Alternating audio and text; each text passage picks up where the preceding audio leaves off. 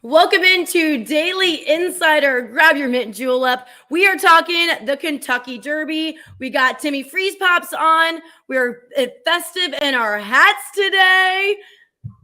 Yeah, exciting day. The Kentucky Derby is always an exciting time. A lot of us who aren't year-round into horse racing always get involved when it comes to the Kentucky Derby. I've been to $150 million are won by wagering on the Kentucky Derby. We want to make some money betting on the Kentucky Derby this year. So we have to have someone who knows this industry better than anyone because we are rookies here when it comes to horse racing. So to talk about all of that with us, we are going to have someone from Sports Illustrated Sportsbook who sponsors our show right here, Frankie Tidadio. We are going to have you on from Sports Illustrated. Thank you so much for joining me. Hey guys, thank you so much for having me. Yes, well, it is an exciting time, and I know that you know this stuff better than anyone. I know there's favorites. There's different ways you can take these bets. So just out of the gate, can you give us a breakdown on some of the key horses we should be keeping an eye on? Obviously, we got to start right at the top. And if we just look at the overall field right now, we got a field of 20. We did have one late scratch as Ethel Road. The 20 was scratched early this morning here, Friday morning. But he's going to be replaced by a horse off the also eligible list. So the field will still remain the same. But I think that's a horse that you can completely dismiss or toss off your tickets. So we won't even really discuss that one much. But if we just look at the top here, we see that there's only 3 horses out of 20 that are at single-digit odds.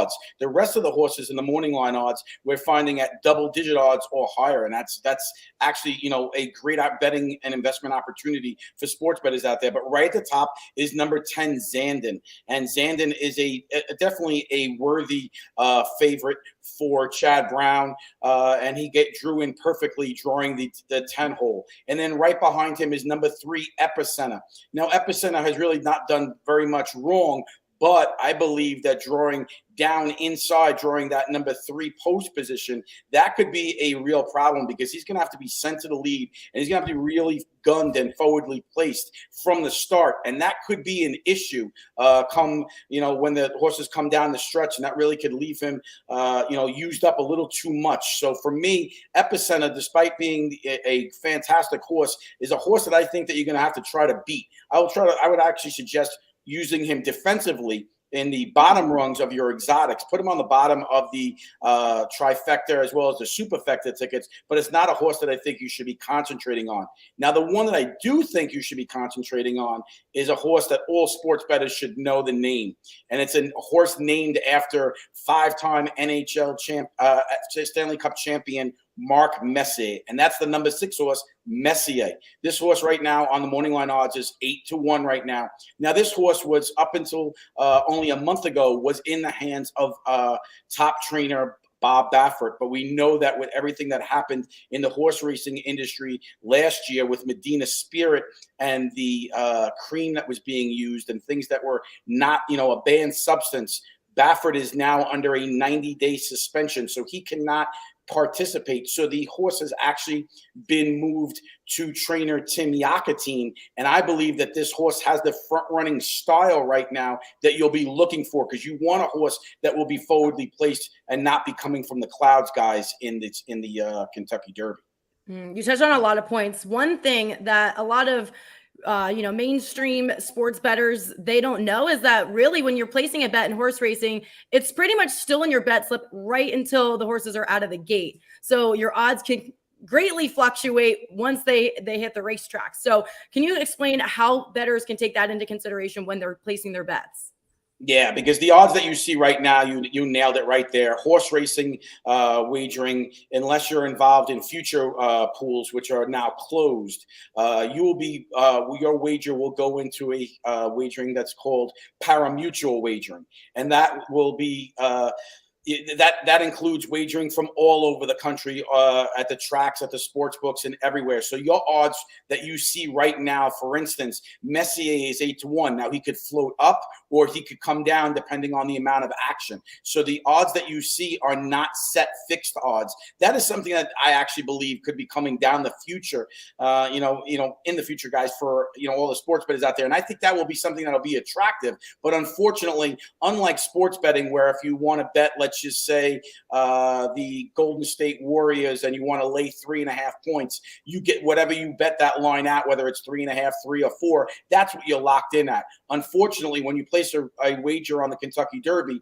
the odds that you see right now or even up to post time are likely not the odds, because those odds can change and they're completely fluid. So that is something that you definitely want to be paying attention to. That's why a lot of horse bettors wait until closer to the start of the race to place a lot of their major wagers, because you can see how the overall handle is coming and whether the horse that you like is the odds have actually improved or actually have gone against you.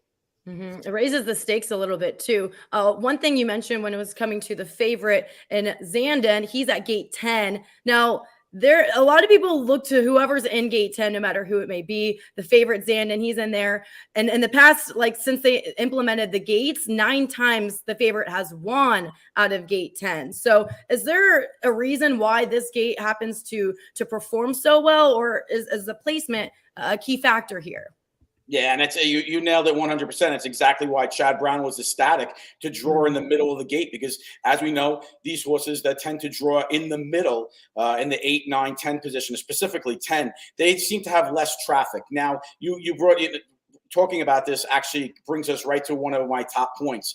Prior to the post position draw on Tuesday, Mo Danicle, the son of Uncle Mo, was my top rated Kentucky Derby horse going into the race. However, he drew the dreaded rail.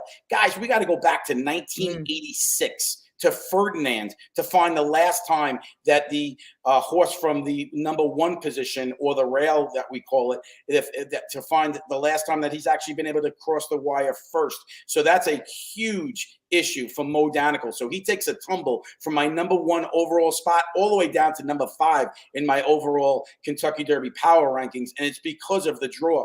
And it's also because of his running style as well. He's a deep closer, and for him to be able to come back from the back of the pack is something that is very difficult. So when you can draw into the middle like Zandon, who is also a closer, but not as deep as Mo Danicle, he will have a better opportunity to have less traffic issues breaking from the middle of the field at post 10.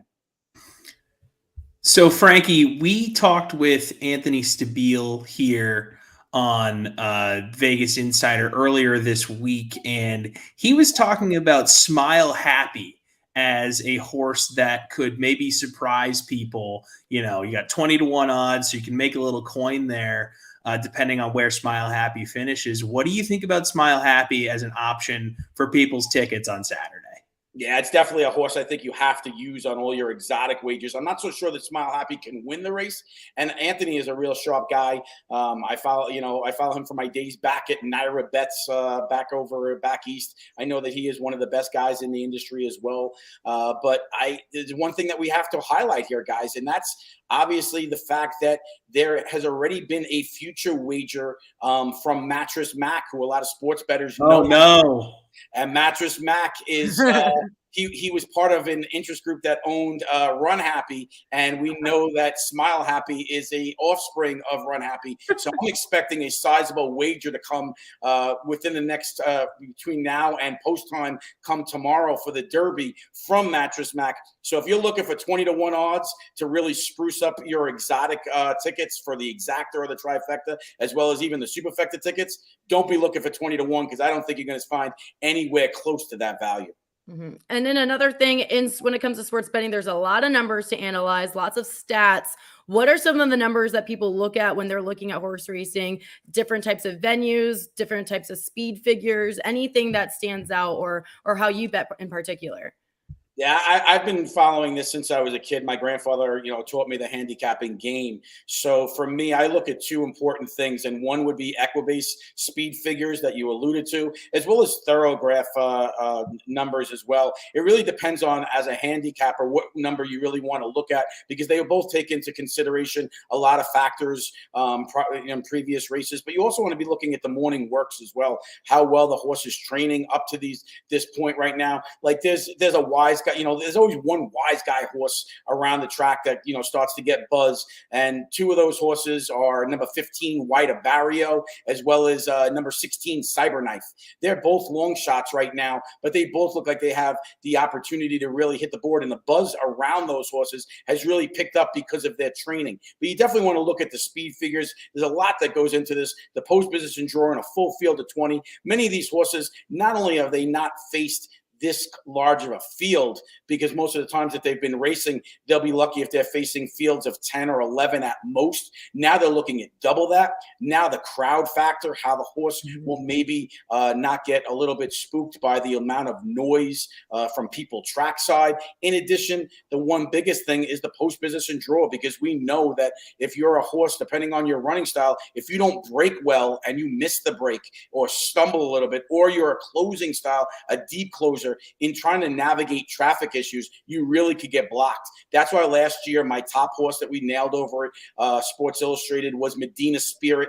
I was all over that horse. It paid $26, as well as the Exacta. We nailed that, which paid $251 to 1 when Mandaloon came in second. So for me right now, guys, I mean, you really want to be looking for value. I think that you really have to demand value. Zandon is a worthy favorite. I will be using him on my tickets, but it's something that I think that all sports bettors and a field this big in the Kentucky Derby, you need to take a stance. You need to demand no less than at least 6 to 1 on the horse that you're putting on top, because in this field, so many things can go wrong, so many factors, so many different things. And guys, not only that, but this particular race, especially this year's Kentucky Derby, it's a wide open affair. I don't believe that there's one standout in this race. There's at least 6 or 7 horses that really could surprise, and you want to be looking for that double-digit value, in my opinion. And I think that you might get it with Messier, especially if we see a guy like Mattress Mac hammer Smile Happy. We know that it's going to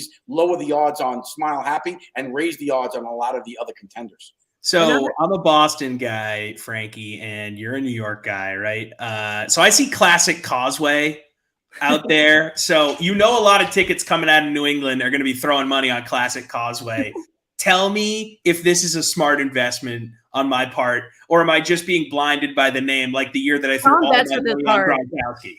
He bets with his hometown heart. That's a difficult thing, but for me, Classic Causeway, I think he'll be a factor. You'll hear his name if he breaks well, but drawing outside all the way to post 17, we know he's going to have to use a lot of speed and a lot of effort to be able to clear the field from the break and be able to cross over and not be pushed too far out wide. And I think that's going to be a detriment. I think he'll be a pace factor in the early going, but I don't think you'll hear his name among the top 8 to 10 horses once they cross the finish line. For me, Classic Causeway will be involved if he's able to break well. If he's not able to break well, this horse might not be involved at all. But I think I'm anticipating that he will break well. He'll use that speed, but I think he'll be used up too much, and I don't think he'll be around anywhere. So for me, my advice to you is don't be looking to include him on any of your tickets. I think there's a lot of other different directions that could be a much better investment for you. All right, as long as the Celtics and Bruins on Causeway Street are playing at a high level, that's all I really care about. That's what he wanted to hear. Well, you're going to need some help. I think just like Classic Causeway's up against it, your Bruins are up against it down in an 0-2. Not looking good. Bad matchup for the boys. Well, another thing that people look at, and I'm hearing a lot about how they train and who is their trainer. Todd Pletcher, a very successful trainer, has 3 horses in this race. Looking at how each trainer does with their horses, looking at the 3 that he has, how is that a factor in who's training them? And then looking at his 3 horses, who do you think has the best shot? Well, to be quite honest, it's definitely something that you want to look at. And like we touched on, Bob Baffert had 2 horses under his tutelage, and he had his hands on them up until a month ago when they were transferred over to Tim Yakatine that we previously alluded to, and that would be number 6 Messier as well as number 12 Tabia. And I think that Tabia is sitting on a big race, but we know that we got to go all the way back, guys, to 1883 to find the last time that a horse has won the Kentucky Derby in only its 3rd lifetime start. And I think that could be, a big issue because of the experience factor there. But Tabia looked absolutely dynamic and dominant and beat Messier in the last time we saw these two horses on the track over at the Santa Anita Derby. But knowing that Bob Baffert was really working with both of these horses, now most sports bettors and handicappers, horse handicappers out there, they're going to know that these two are really. They're really Bob Baffert horses, but they're only Tim Yakutine's horses in name only, because obviously since of his suspension, he can't be training any horses trackside. So both of those horses, I think, will be forwardly placed. But Tabia at odds of 12-1, he could be sitting on an absolute monster race. This horse has got some of the best speed figures in the race. If it wasn't for his inexperience and the massive history, like I said, going all the way back to 1883, you have to find the last time that a horse only won its first two starts and then comes into the Derby looking to try to score and cross and find the winner's circle in only its third lifetime start. That's a lot of history to buck. But I believe that Tabia is a horse that you definitely want to be using. But Todd Pletcher, like you said, he has 3 horses there. You definitely got to factor that in, because these top trainers, especially when they have multiple entries, they know which one of their horses they may actually use as a rabbit to try to help their other horse. And I believe that, that's something that you definitely want to factor into when you're doing your handicapping. Mm-hmm. Was Kentucky even a state back then?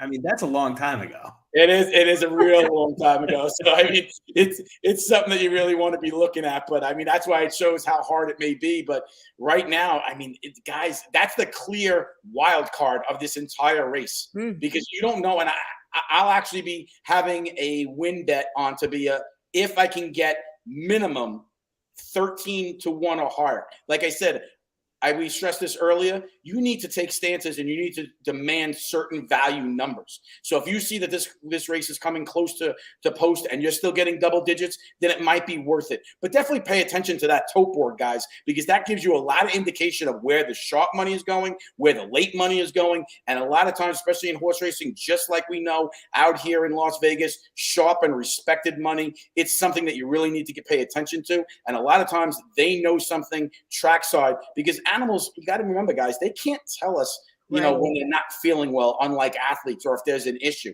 So they seem to get that kind of information if a particular horse is washing up prior to the race in the, when it first comes out on the track. You can maybe see it, but a lot of times with cameras not diving in on it, it could affect your wagering. So you definitely want to see how a horse is reacting, as well as you want to see if it's nice and calm and not really, getting too spooked even, as they're coming out to the track. Because if they toss their rider or seem to be bucking up or anything like that, those are horses that you tend to also want to stay away from, because you know that they're having issues with the crowd and the environment.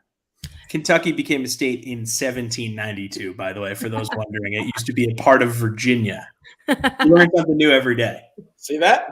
Well, another factor, too, is the jockey. So a lot of people who aren't into horse racing, one, they'd like to know who is the real athlete, the jockey or the horse. Oh, it's the horse. Come on. Yeah, right. He's the one busting his legs on the track. But Jockey's along for the ride. Yeah. I'm out on jockeys. You got the jockey does come into consideration, because look, here's one of the perfect examples. One of the best jockeys right now in the country and in the horse racing industry is Irad Ortiz. How unlucky can Irad Ortiz be? Last year, he had one of the top contenders going into the Kentucky Derby in Known Agenda, drew the rail. The horse was really a non-factor throughout, and it was a horse that really had no chance. What happens once again? Here he is, Uncle Mo's son, Mo Danical. Irad Ortiz is on him, and he draws the rail again. Now, here comes the interesting thing that you really have to factor in. Did Irad Ortiz learn something from last year's issues that he experienced being down on the rail that he can use to help him hit the board in this year's Kentucky Derby, something that he learned last year in his navigating of the race from that position in a field of 20, something that a lot of the other jockeys haven't experienced, having that unfortunate drawing of the dreaded rail. So that is something that you definitely want to look at. But 100%, who is on the horse, the jockeys definitely are something that you want to take into consideration, because the more experienced or the hotter jockeys that tend to have a more of a following because of the fact that they have a great ROI on their mounts, that is something that definitely comes into consideration. But the guys, as you alluded to, the overall factor here is the equine horse, and that's the horse itself. That's the real athlete in the race. So what makes the jockey good? Like, how You're sitting on a horse. Like, can we break this down? How are you a good jockey? We're I've being so disrespectful to jockeys. right. I mean, I've ridden a mechanical bull. I get that, but they're like trying to knock you off, Oh, you're riding a horse, maybe very fast, but come on. I got a speeding ticket the other day. How is that any different? In a field of 20, especially in the Kentucky Derby, it's about having no fear.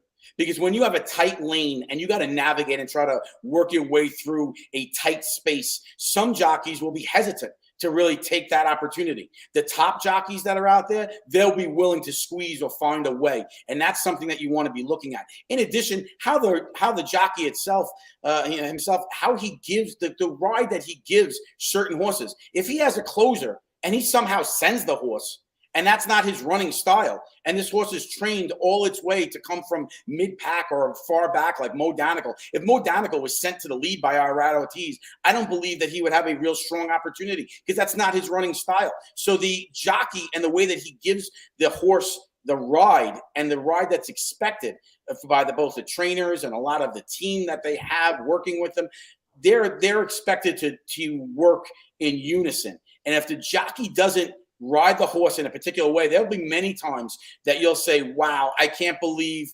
so-and-so actually gave that horse that kind of ride. What was he thinking having him that forwardly placed? Or why was a horse who should be forwardly placed, why was he so far back? The ride was absolutely terrible. What was he thinking there? Or why didn't he take the rail or swing 3 or 4 wide when he had the opportunity and to pass horses? Instead, he stayed stuck behind those horses and really was walled up and never had an opportunity to pass those horses. So definitely the ability of the jockey to show no fear in these kind of fields, especially in the Kentucky Derby, the largest field we see all year in a full field of 20. That is something that you definitely want to be looking at because the jockey's ride definitely gives a major factor into the overall outcome to how a horse will perform on Derby Day.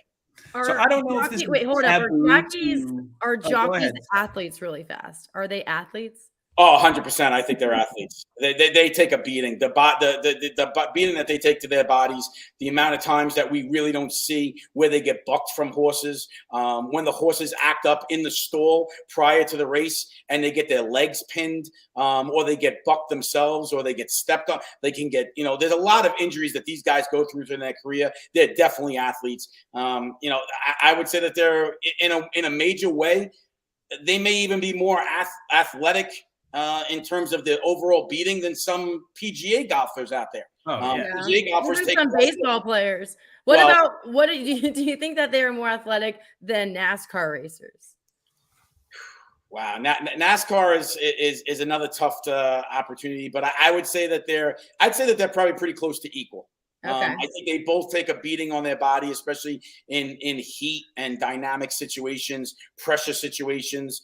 I think that, obviously, unfortunately, crashes do happen. So they do sustain injuries, whether it's in, warm-ups or, when they're, going only for the, certain different situations. But these guys work their whole career to get to that pinnacle. And many times, as sports fans and bettors, we don't see the entire ride that a lot of these guys take to get to that point. So they've have already been involved in potential crashes, specifically for NASCAR or horse racing, before they're able to get to that pinnacle of being in these kind of situations, a Kentucky Derby race or maybe the Daytona 500 that we don't really see, and we just see them going around the track, and it's something where maybe they're able to hopefully navigate and not have any issues. But to get to that point, we don't really see it. But I would say that they're both definitely athletes. They have a need for speed. Yes, in both instances.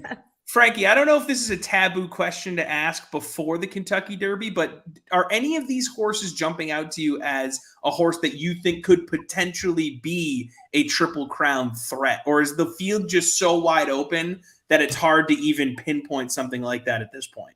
I think it's really difficult. I think a lot of these have the potential, but we also got to remember too. I mean, obviously these horses go through so much to get to that point that a lot of times, even if they don't, I get concerned now with certain ways with training and everything and the trainers out there, that if they don't win, a certain way, we often see some of the contenders in the Kentucky Derby skip the Preakness just to be able to go to the Belmont to try to inhibit the ability of the horse who has potentially won the first 2 legs, maybe winning the Kentucky Derby and the Preakness. They skip the Preakness, going specifically to the Belmont in order to have the best opportunity to knock that horse off. So I don't know if that we're really going to see it. That's why when you do see a Triple Crown winner, it's that much impressive. That's kind of messed up. People just intentionally go to screw. Like, we all want to see the Triple Crown winner. What are they doing here? What's the incentive for them to ruin everything for us? Yeah, and that's one of the reasons why I'm a big proponent that I believe that you shouldn't be eligible for the Belmont if you haven't raced them both for the first 2 legs. I think the only way that you should be eligible, and if you want to try to still block that horse or win your own part of the Triple Crown, then I think you should be required to go into all 3. But as of right now, horse racing doesn't require that. And like you said, it makes it a huge disadvantage for that horse going forward, because now you have specific horses that are being trained, that are being well rested, that aren't traveling around as much around the country or skipping that trip to the Preakness in Maryland. So guys, I mean, for me, I think it's something that the horse racing industry should look and go against, because I think you hit it right on the head. It isn't completely fair. And also when it comes to horse racing, there's different types of bets you can make. You mentioned a win bet, there's place bets, show bet, exacta, the trifecta. What strategy do you go into this? Is it different per race or a different event? Like, how do you go into the Derby looking at the different options you have, and how do you hedge out your bet slip?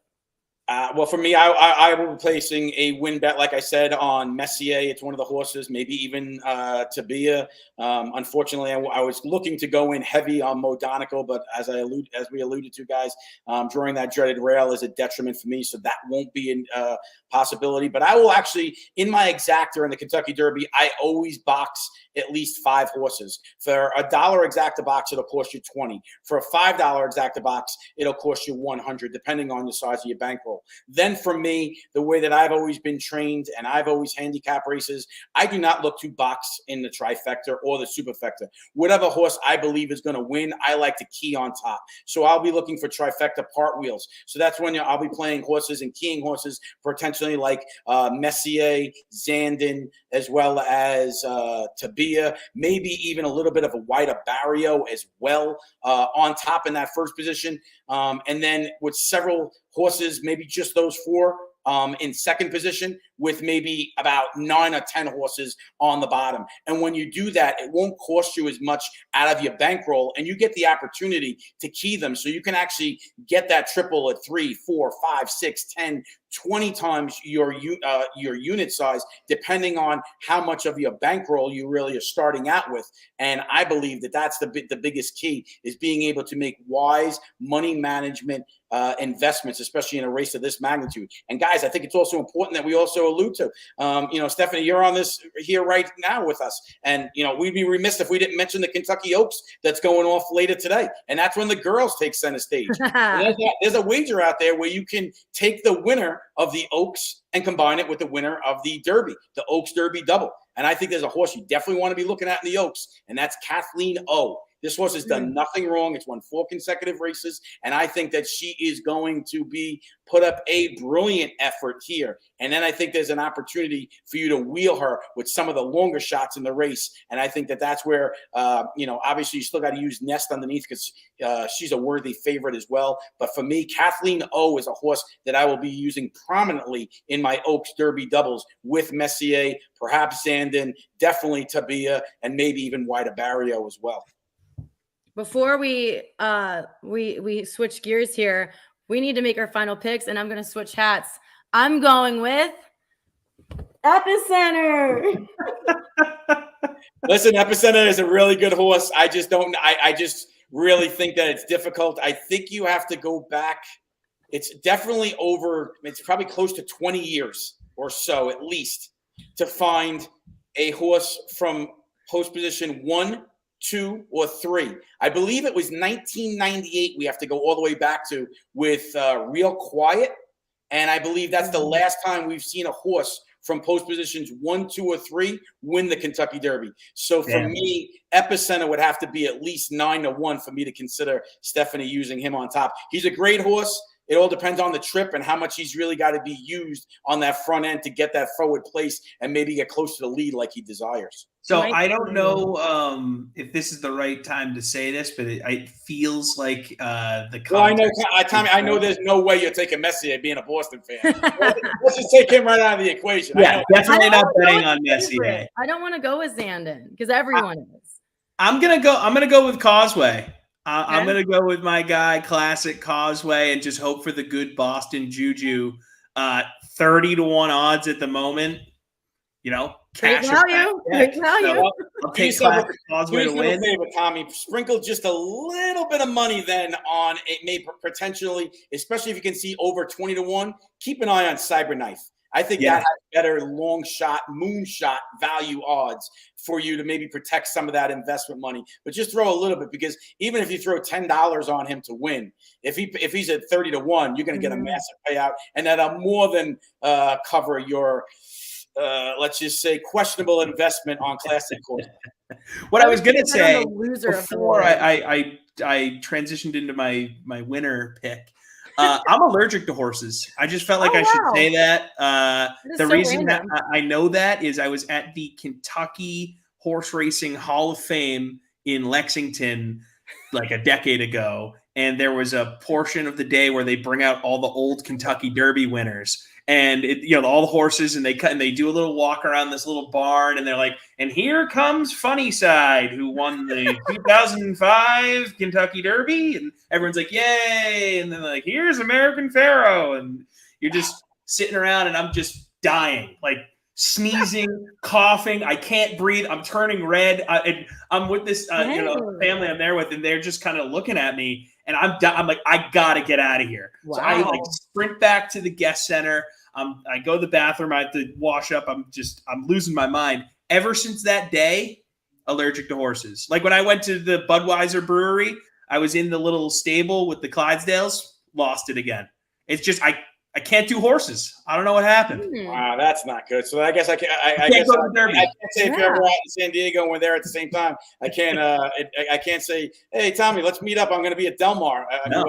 I'll die. One of the most beautiful places in the world where the turf meets the surf. You can't find. I mean, listen, I'm a back east guy, as you mentioned. I love the history. I love Saratoga in New Jersey. I love Monmouth. I think both of them are fantastic and among my favorite tracks. But since I moved out here in Vegas, obviously almost 15 years ago now, it's something that I definitely love to do. And that's every summer, take a trip or at least multiple trips to Del Mar, because guys, if you ever get that opportunity, Tommy, I don't know if you need to take some Benadryl before you go, or Claritin, something over there. If you guys haven't made it, make sure you make your way out to Del Mar. Put it on your list for a summer destination, because it is absolutely fantastic, where the beach is right there. You can go there, bet on the horses, then go right back to the beach. Seafood, everything. I don't know if hopefully you're not allergic to seafood. No, just horses. Okay. That would be brutal. That would be brutal. Yeah, that would be real brutal. But that's definitely something. If you guys haven't made it there and you're just newbies into the industry, go to Del Mar, and I guarantee you, afterwards you will be absolutely hooked, because you will have a fantastic time. That track is amazing. Very cool. Mm-hmm. Better than Churchill Downs. I've never made my way to Churchill Downs. The Kentucky Derby is definitely something on my list, but I just have not made it there, so I can't really rank that one yet. But the Kentucky Derby is a massive thing. But for me, it's just I with work obligations, and then obviously working in sports books and back in New York and different things and different careers that I had. Obviously that prevented me from ever making that trip, but it is something that is definitely on my bucket list to make it to a Kentucky Derby 100%. But for right now, the tracks that I have been to, I would say that Del Mar rates right up there, in Saratoga and Monmouth for me. I absolutely love, because I grew up going to both of those. Mm-hmm. The history of Saratoga, it's one of the most historic tracks in the country. It features a lot of the top horses, trainers, and owners because of the purse sizes over the summer. So Saratoga is definitely a place that you always can make money, and a lot of the sharp handicappers love to be able to place wagers there. But Churchill Downs is a fantastic track, but I haven't made it there. But I still can't stress enough what Del Mar really means to the overall industry. And I believe that for anyone to really get into the sport, they need to at least visit those and go to a specific track like that in person, because it changes everything. It's almost like saying go to you watch baseball on TV, but you never went, but then go to Fenway. then go to the old Wrigley, Yankee Stadium. Going to a college football game and not going to the Horseshoe, Exactly. Or go to Wrigley, go to Yeah. places with history involved. And then all of a sudden you're like, wow, the environment, the atmosphere and everything like that. It changes everything for you. And I believe that that's how this industry can really grow if they can get some kind of those promotions out there where people will be more inclined to make trips in person to go to those tracks. Mm-hmm. Yeah, my cousins, were dancers at UK and they grew up in Lexington, Kentucky. So we'd go to Churchill Downs and they performed there during the Kentucky Derby once. And I remember, like, it's such a huge spectacle. I mean, the hats and everything, everyone gets so dressed up. They performed there and they walked by, like, I think Hugh Hefner and, a bunch of celebrities and things like that. Like, it is definitely more of a production even, but the horse racing as well, especially because I feel like that's where the whole betting space really is rooted from. So lots of history, especially at Churchill Downs. Definitely, with 100%. And that's really, I think that really brings everyone in. And if you can have the opportunity to experience the track firsthand, maybe even make a score, because you got to remember in horse racing, you can bet a little, but win a lot.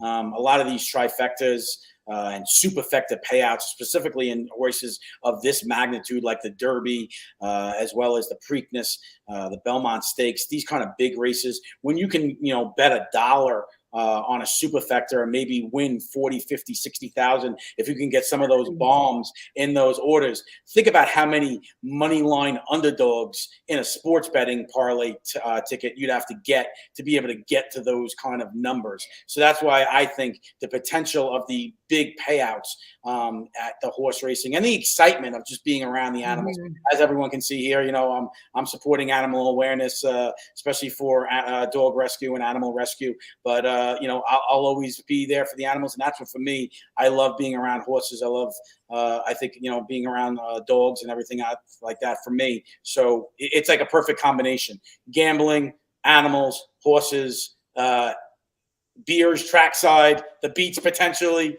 The mint juleps. Your mint juleps, exactly. I mean, look at the popularity of the mint juleps and look at the amount of celebrities that now attend. Yes. I mean, if you don't see Tom Brady at the Kentucky Derby, something's wrong, right? Yeah. Was there actually a Kentucky Derby if Brady wasn't there? Exactly. Unfortunately, there's nothing for him to deflate at the Derby. Oh, come on. Get this guy out of here. I had to throw that in there. I had to take a little bit of a dig. Are you a Giants or a Jets guy? I'm a Jets guy. I had 31 years. Okay, well, now I understand your disdain. Okay, but in all honesty, since I moved to Las Vegas, I'm going to give you the honest answer. My favorite team is whoever my fantasy team is, and I'm a huge high-stakes fantasy player in football, as well as whoever I have my money on. I mean, the Jets lost a little bit of my fandom when they signed Michael Vick. So for me, ever since Vick was signed by the Jets, my fandom for the Jets went a little bit down. And then, we don't have season tickets anymore in the family. We had them for 31 years, and I miss the days of Shea Stadium and things like that. But, I still root for the Jets to do well if they can. But I'll tell you right now, if the sharp and respected money out here in Vegas tells me that I should be fading the Jets, guess what? I'll be fading them and rooting against them. If I have to root for Tom Brady, I'm rooting for Tom Brady, whether his balls are deflated or not deflated, or if he's filming other players' walkthroughs, how dare you, anything like that. Well, I'll still make sure my money's on him. Listen, last year I had a sizable investment in a lot of my fantasy leagues on Tom Brady, and he had a great season. So obviously, you can't always get guys like Patrick Mahomes because they go early in fantasy drafts now. So you got to pivot and be able to find guys that maybe you can still find in the double-digit rounds, because you don't invest in quarterbacks early in fantasy football anymore. You always look for them in the double-digit rounds for the pure value. Yeah. Well, if you're in Vegas, maybe Raiders. Have you been to Allegiant Stadium yet? For talking venues, that is yes. It is. I feel like the football game is not even the main attraction. There's so much going on. When I went, Chris Angel, the mind freak, was dangling from the ceiling in a straight jacket. And then you have every single time out, not just halftime, every single time out, a live performance. You have bottle service on the field. It is an interesting venue, but a lot of fun.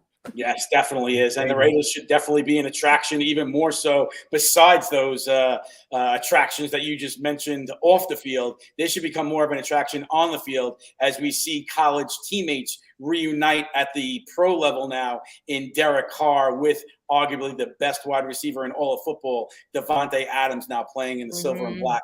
So expect the Raiders to be a lot more of an exciting product on the field at Allegiant Stadium this year. And my guy, Josh McDaniels. Come on. Give him another shot. And with another Boston reference. Jeez. Listen, if you're talking to me and Freeze Pops, it's all Boston with him, and it's all Buckeyes for me. So Well, we have a Buckeyes lot are of home fandom out here. Buckeyes are fine. Hey, listen, we took your boy Garrett Wilson with the Jets. So He is hopefully legit. now we got a Wilson to Wilson connection. He is good. He's gonna be in the league a long time. He's good. Yep, He's definitely. explosive. He'll make an immediate impact. And as well, Stephanie, let's not tell Tommy. Let's just keep it between us. Maybe Tommy can put earmuffs right now. Yeah, wait. 1 second. I'll give you guys some space. We won't talk about the first time that Josh McDaniels was a head coach in the NFL. Let's not bring that record into play. I just root for my guys. Like, he came back. He rehabilitated himself. He got the Colts job. Kraft and Belichick blocked him at the door. They said, nope, you're not going there. We hate Indianapolis. It was time to let him go and be his own man, and I wish him the best. No, Can he you should check be in on well. I mean, Belichick? he learned every trick there is to cheating being up in Foxborough. So, I mean, he should be able to, find success now with the Raiders. Come on. But seriously, someone needs to check on Belichick after his draft. Oh, God. Yeah. He should go from the Jets draft to the Patriots. Right? 180. Horrible draft. Yeah. Horrible. F. I gave him an F on our podcast the other day. I might still have the piece of paper here. Let me see. I gave him the benefit of the doubt and gave a D- because I just didn't want Boston to Let's talk sweep about me his- again because I didn't believe the Celtics would sweep. We'll talk about how He much literally wrote on a full sheet to complain about your home team. F. F. Look at that F. But how come nobody really talks about, as well about Belichick? He has all that money, guys, right? And why does he still have a 1970s kitchen? There are some people like that, honestly. I feel like my dad, he uses the same brush that his mom gave him when he was 19. He will wear the same sandals for years and years. I'm like, Dad, you can literally just get new ones. I don't want to. He had a flip phone as long as he possibly could. He does not like to change. Back in the day, that was a good phone. Yeah. He used to have the car phone that you could only use. It was like the size of a cereal box, but he's not about the frills. He's about the rings. Yes. That's all that matters. Well, you'll be happy. Look, right here, Tommy. I know it's a different team, but there's Tom Brady autographed helmet. I still love Tom Brady. I mean, he's my guy. I'll always root for Brady. You got it I can't. It's Bucks, yeah. Yep, Tampa Bay Bucks, right there, right next to Patrick Mahomes. You got two Kansas City, though. Yeah, because they're both Mahomes. He's one of my favorite players, obviously, for fantasy. So I have two Mahomes. Well, let me just tell you, my quarterback beat him to go to the Super Bowl. So, Yeah, and then don't forget, guys, keep your eyes open for this kid right above Patrick Mahomes, right there. He's a beast. Yeah. Is it Josh Allen? That's the one that I'm nervous about in the AFC. So, and then one that you can't see in the video right there is the other quarterback that went to the Super Bowl last year, who could be a quarterback on the rise easily and could be there for years to come. And there's a Bengals Joe Burrow back there as well. Oh, definitely. If we're talking Patrick Mahomes, Josh Allen, please put Joe Burrow in there, please. Yes. That was basically his rookie year. I know he played a little bit over half of his actual rookie year, but come on. If he made it to the Super Bowl after being sacked 51 times. As long as he's back, he's the best quarterback in the league. Wow. Come on. He's just like an outlier. I just have him try to retire again and then come back. And well, I know you have your Buckeyes, but I still have the team right behind me right there too. I have a lot of that memorabilia, and that would be my Villanova Wildcats. It's unfortunate that we lost Jay Wright to retirement, but man, what a program they've developed into. And I can't be any more proud as an alum to have that program right now. And I think we'll be in some good hands with Kyle Neptune as well. But Jay Wright's a class guy. But I know you love your Buckeyes. Unfortunately, being not in Duke, so I don't know if it's his beat there. Yeah, I mean, our greatest achievement is obviously having two great players like Howie Long that played football at the Villanova, as well as Brian Westbrook years ago. But not too many real stars because we don't have that top program. I wish we had it. I'm envious of the horseshoe and what that means to that whole university, especially for football. But that's why, I mean, unfortunately for my favorite football team in college ranks, I have to go all the way back to my early days when I was a young kid. And that's why I am an Auburn Tigers fan. And that is because of Bo Jackson. Bo was my favorite player. And I can't, and I've just been a fan of Auburn, in SEC football. I still think the SEC in college football is where it's at. We see all the dominance for Alabama, which does make me uncomfortable. My nephew went to grad school, undergrad there. Now he's in grad school over at Alabama. So it's a difficult thing within the family. And then my nephew next month is attending and will be starting to go to Ole Miss. So there's going to be a lot of SEC, roots within this. Maybe he'll get a Manning quarterback to join him. Yeah, well, Matt Corral was a good quarterback, but he's going to need something. But we'll see what Lane Kiffin has up his sleeve with that program. That's for sure. Okay, well, since you're an East Coaster that likes college football, historically, what is of all time, current, back in the day, the most profound college football program is? I mean, for me, I can't have one program, but I'll give you this. I will give you this much, Stephanie. Biggest rivalry, I think, in all of sports. Not all of sports, but I'll give it to you. But I'll give it on the collegiate gridiron. It's Ohio State, Michigan by far. Even if you think North Carolina and Duke, I mean, because that this Final Four was pretty cool. Yep. No, that's up there, North Carolina, Duke, and being an old school Villanova guy, I still love the days of Villanova, UConn, which is now something that's come back.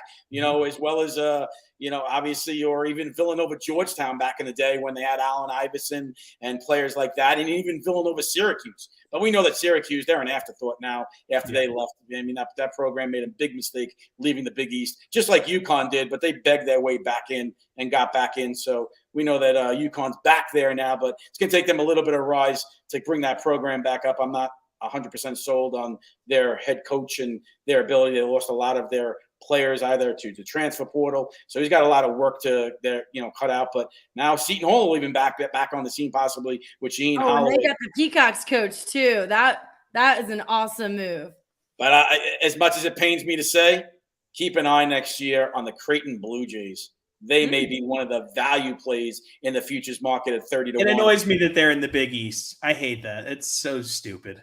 Yeah, it's tough. I agree. I wish the Big East never broke up. Should still have Syracuse and West Virginia and all the other teams that were in there. Obviously, losing those teams was a big detriment. But Creighton is a great basketball program, and McDermott is one of the elite coaches. And we would be remiss if we also didn't highlight Providence. I mean, they're a fantastic club. I mean, obviously, with Jay Wright now retiring, probably, in my estimation, the best coach in the entire conference is Ed Cooley. Yep. I wonder how long he stays at Providence. I live in Rhode Island, so I hear it'll be interesting. He seems to be losing he's losing his touch, or because of his age, he's not really into the recruiting scene anymore, because he seems to be given up completely on recruiting, immensely. But his ability to land players in the transfer portal, once again, next year coming in, Providence is going to be absolutely stacked.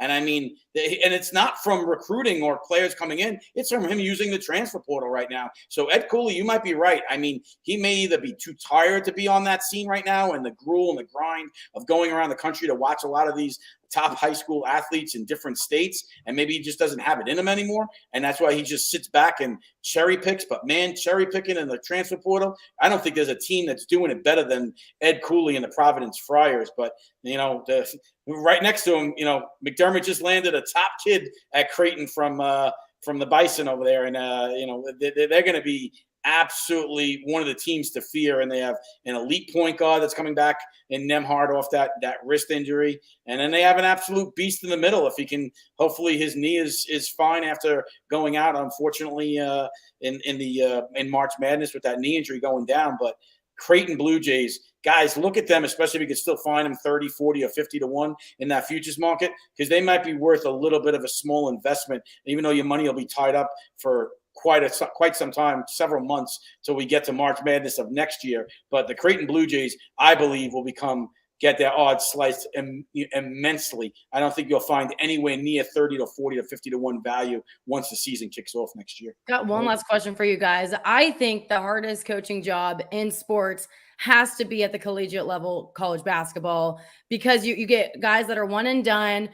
You get knocked out of the tournament. I think there's there's more room for error in football, and in the pros, you're not recruiting. Like you mentioned, there's so much effort that you don't get an off season. You're recruiting nonstop. And so I think when Coach K retired, I like both Nick Saban and Coach K have won 6 national championships. I give Coach K more credit because of how hard it is to do in college basketball. Do you guys agree?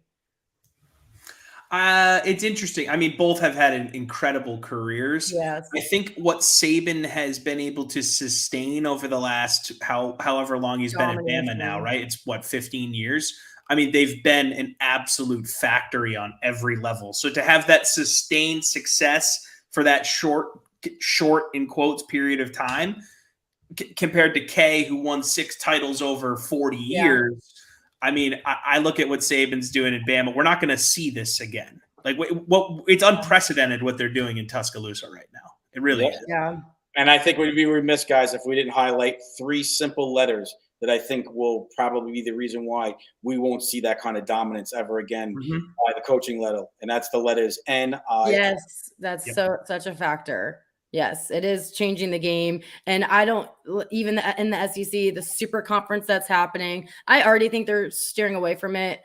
Texas, they had zero players go in the NFL. I think Oklahoma had 1. They just moved to the SEC. So how is that going to impact recruiting? And I also know the Big Ten absolutely will never move over into the super conference. They love the tradition of it all, but things like that, the transfer portal, NIL, it's changing the game. And I think Saban's already established his coaching style, but that kind of coaching style you just can't do anymore. That's why college coaches have such a hard time going in the NFL. It's completely different way of coaching. And with NIL, it mixes things up a lot. He just has already established his technique. So I think college football is changing. Absolutely. Yeah. Bums me out a little bit. Not going to lie. 100%. And I think honestly, I mean, I can't speak for him, obviously, or it just is just my own speculation, but I think NIL is one of the reasons why you might have seen Jay Wright step aside even earlier than most expected him to, only at the age of 60. And I think it's because of the way that's going to impact the overall recruiting process, with players now demanding $100,000 or $20,000 a month or different things. I think it just changes the entire landscape of recruiting, and I think that pushes coaches that have already been at the pinnacle. And what really does Jay Wright have left to prove? I mean, he's got 2 national championships, and in my opinion, you name Coach K. Coach K had the ability of a ton of one and done players. The achievements that Jay Wright was able to do at a much smaller program with no one and done players in my estimation, puts his 2 national championships even equal to, or maybe even slightly above, the 6 of Coach K, because Coach K had so much at his disposal for Duke's brand, for all kids wanting to go there, for the overall recruiting process, and for so many of the one and dones. Villanova never was able to do that. And for what Jay Wright did with the tools that he had at his disposal, instituting his program his way, to me right now, he was already named the coach of the decade from 2010 through 2020.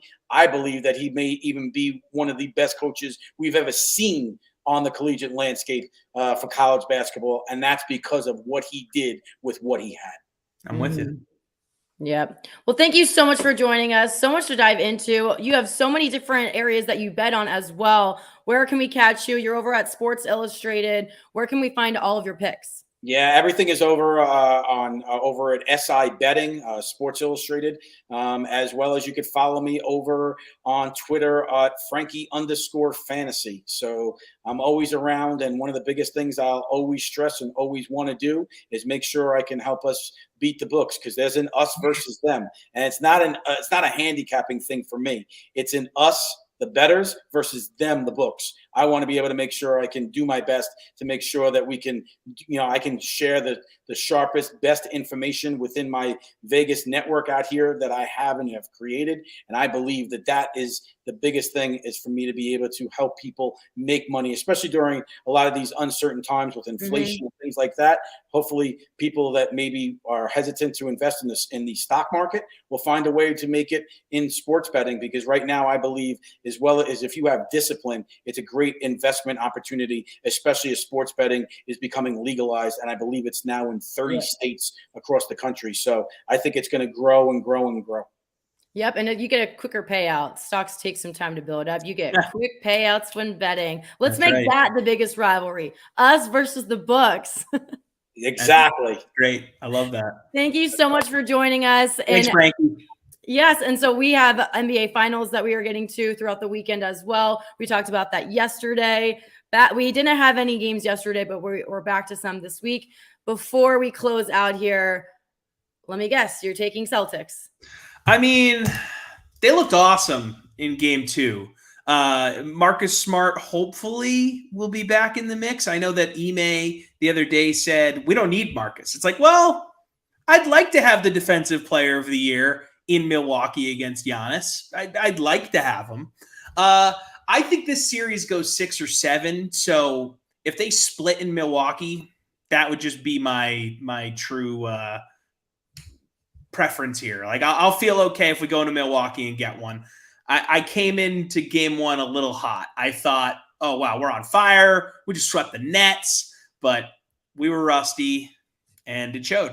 So I will pick the Celtics money line for tomorrow. But I don't feel all that confident. I'm just going to pick a money line every game in this series just for good juju purposes. Just going to put that out there. Yeah, because I just kept thinking the Nets were gonna win. Okay, they lost the first one. Nope, Kyrie's not gonna let them lose the second one. Nope, and then they get back to Brooklyn. I'm like, oh my gosh, I was wrong. I did not see that as a sweep. I was shocked. So I don't want Boston to school me. I do think the winner of this series between Milwaukee and Boston will be heading to the Eastern Conference Championship and into the NBA Finals. So. Yeah, the winner of this series is going to win the East, I think. I mean, Philly obviously dealing with injuries. Miami, they got grit. They've done it. The group has done it together, but semi-flawed team, right? I mean, Boston has been the best team in basketball since mid-February, and Milwaukee has Giannis, and they just have a scary unit. And if Chris Middleton can get back in the mix, it's a really good team. Just won the title. So, yeah, I think that the winner of this series ends up winning the Eastern Conference, which would be great for me because I got a future on the Celtics to win the East at plus 1,600 back in early February. So good call. Rooting for that hard. Two things for you, Steph, before we wrap here. I wanted to bring this to the table. I saw this news come down yesterday.